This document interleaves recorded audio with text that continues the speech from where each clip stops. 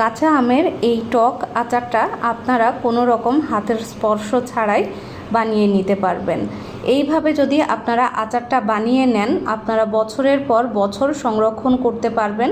আর আচারটা বানানো অনেক বেশি সহজ। আর এই আচারটা ছোট থেকে বড় সবাই কিন্তু খেতে অনেক বেশি পছন্দ করে। এই আচারটা আপনারা খিচুড়ি, পোলাও, ভাত চাইলে এমনিও খাওয়া যাবে। এই আচারটা এত বেশি মজার হয়, মাত্র 10 মিনিটেই আচারটা তৈরি করে নেওয়া যাবে। তো চলুন রেসিপিটি শুরু করি। এখানে আমি 1.5 কেজি পরিমাণ কাঁচা আম নিয়েছি। আর কাঁচা আমগুলো এভাবে কুচি করে কেটে নিতে হবে, আলু ভাজির মতো করে। আপনারা চাইলে গ্রেটার দিয়ে কাজটা করতে পারেন। তো আমাকে আমার হেল্পিং হ্যান্ড এভাবে কেটে দিচ্ছে। উনি অনেক ভালো কুচি করতে পারে যে কোনো জিনিস। তো আমি ওনাকে বলেছিলাম, উনি সুন্দর করে আমগুলো কুচি করে দিচ্ছে। আপনারা দেখেই বুঝতে পারছেন কতটা সুন্দরভাবে কাজটা করে নিচ্ছে।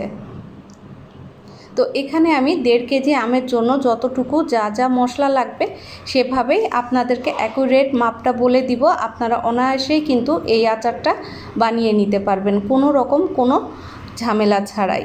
এই আচারটা কিন্তু রোদেও দেওয়ার লাগবে না, আবার অনেক বেশি শুকিয়ে তারপর বানাতে হবে, এরকম কোনো রকম ঝামেলা নেই।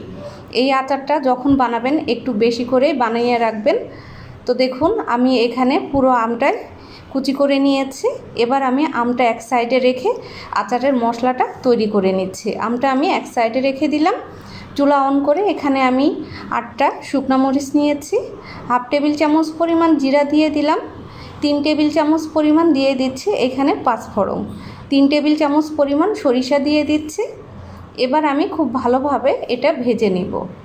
চুলাটা মাঝারি হাই হিটে রেখে ভাজতে হবে, যাতে করে কিন্তু মশলাটা পুড়ে না যায়। আচারের মশলা ভাজার সময় অবশ্যই খেয়াল রাখবেন যেন পুড়ে না যায়। পুড়ে গেলে তো আসলে খেতে ভালো লাগবে না। চুলাটা হাই হিটে দিলে পুড়ে যাওয়ার সম্ভাবনা থাকবে।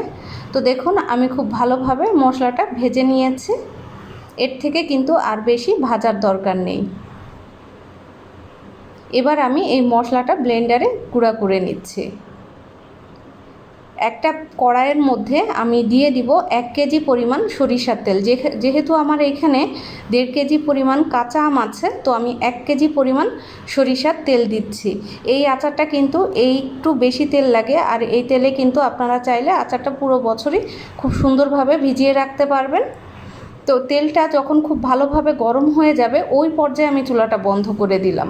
এরপর দিয়ে দিচ্ছি 1 টেবিল চামচ পরিমাণ বিট লবণ, 3 টেবিল চামচ পরিমাণ হলুদের গুঁড়া দিয়ে দিচ্ছি, শুকনো মরিচের গুঁড়া দিয়ে দিচ্ছি 4 টেবিল চামচ পরিমাণ। ঝালটা নিজের ইচ্ছে মতো দিবেন। লবণ দিয়ে দিচ্ছি প্রায় 4-5 টেবিল চামচের মতো বা স্বাদ মতো। এবার দিয়ে দিব যে আচারের মশলাটা আমি তৈরি করেছিলাম, সেই আচারের মশলা পুরোটুকুই দিয়ে দিচ্ছি। তো সবটুকু আমি দিয়ে দিচ্ছি। এবার আমি একটু নেড়ে চেড়ে সব কিছু খুব ভালোভাবে মিশিয়ে নিব। চুলাটা কিন্তু এই পর্যায়ে আপনারা অফ করে দিবেন, কোনোভাবেই অন করবেন না, তাহলে কিন্তু মশলাটা পুড়ে যাবে। তেলটা ভালোভাবে যখনই গরম হয়ে যাবে সেই পর্যায়ে চুলাটা বন্ধ করে দিতে হবে। মশলাটা খুব ভালোভাবে নেড়ে চেড়ে এভাবে মিশিয়ে নিয়েছি। আর দেখুন তেলের মধ্যে কিন্তু খুব সুন্দর একটা কালার এসেছে।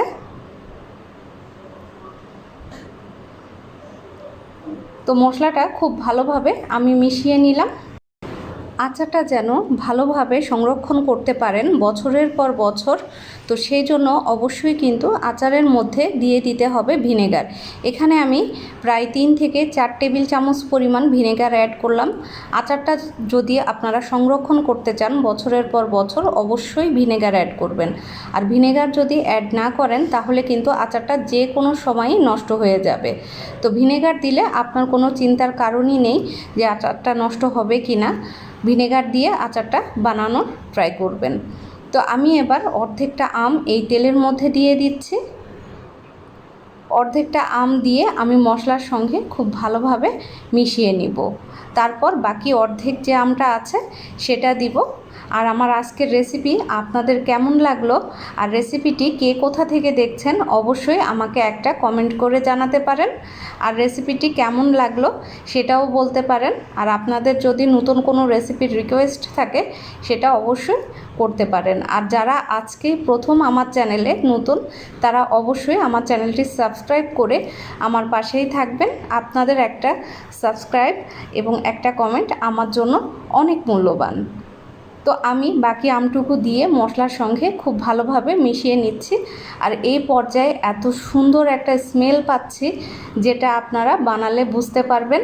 এই আচারটা বাচ্চারা এমনি এমনি কিন্তু খেয়ে ফেলবে। আপনাদের বাসায় যদি ছোট ছোট বাচ্চারা থাকে তাহলে কিন্তু এই আচারটা আপনারা একটু বেশি করেই বানাবেন।